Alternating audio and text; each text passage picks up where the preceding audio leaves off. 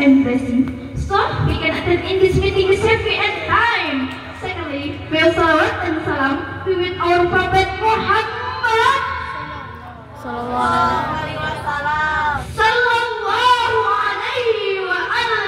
wasallam, who has taken by me as the day of spring. Allahumma salli wa sallim wa barik alaihi.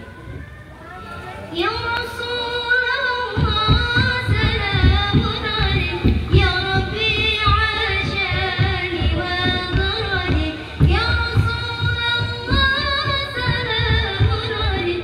Ya Rabbi ashani wa darani.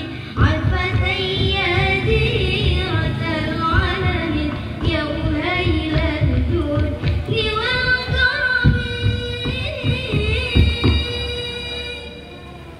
Allahumma salli ala Sayyidina Muhammad wa ala ali Sayyidina Muhammad. Yang kami hormati Dewan Hakim yang arif dan alim, Hadirin sebangsa, seagama dan setanah air yang berbahagia. dalam dunia yang demikian luas, dengan jarak antar negara yang amat berjauhan, tidak menjadi penghalang bagi kita untuk mengetahui apa yang sedang terjadi di belahan negara lain. Mengapa demikian hadirin? Karena tersedianya alat elektronik digital saat ini yang mempercepat arus informasi dan komunikasi melalui serat kabel optik yang kecepatannya 1 mach alias 300 km per jam, sementara keliling bumi hanya 40.000 km, yang artinya 1 detik serat kabel optik bisa 7,5 kali mengelilingi bumi. Betapa cepatnya perpindahan data dengan teknologi saat ini.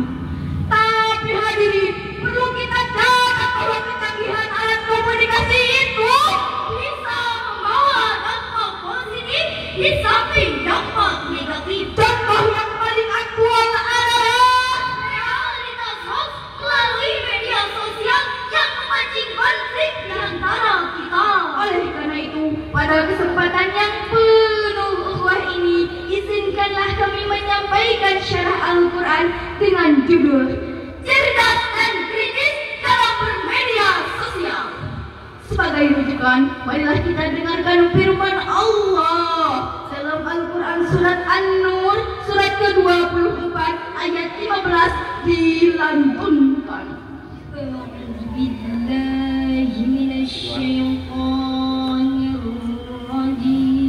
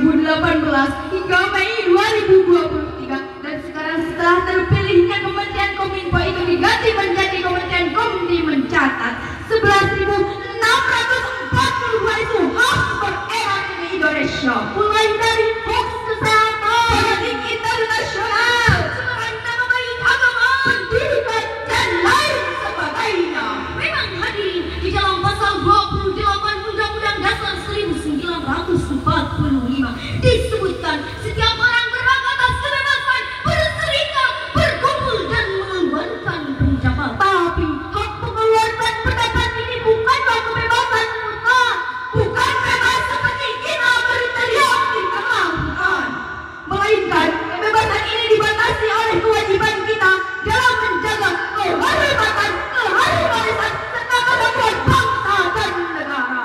Dalam hal ini, kebebasan ini adalah Kebebasan yang harus dipertanggungjawabkan. Hadirin, para penyebar hoax itu amat keterlaluan.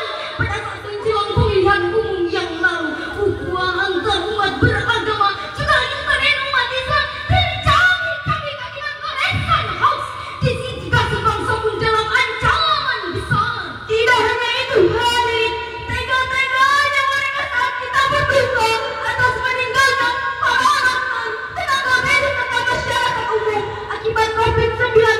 Mereka tega menyebarkan berita hoax. Mereka menari-nari di atas mayat korban COVID-19 dengan terus-menerus menyebarkan berita palsu tentang korban COVID-19.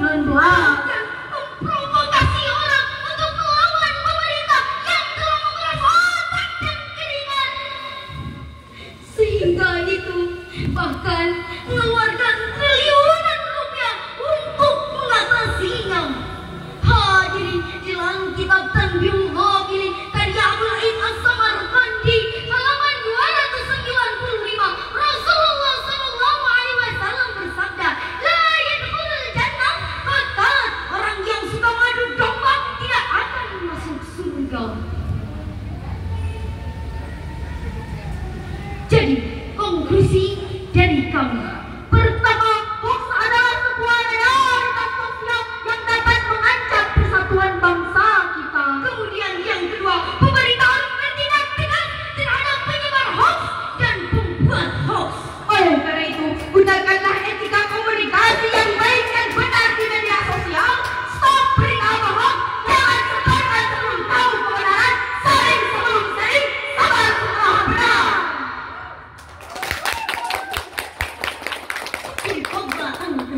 Think before aiming to plan something. Berpikirlah dahulu sebelum merencanakan. Ingat hadirin, Laut indah karena awan, manusia indah karena ucapan. Laut indah karena ombak, manusia indah karena alam. Jangan benarkan kebiasaan, tetapi biasakanlah kebenaran, meskipun kebenaran itu tidak biasa. Tidak harus baik untuk memulai, tetapi mulailah untuk menjadi baik.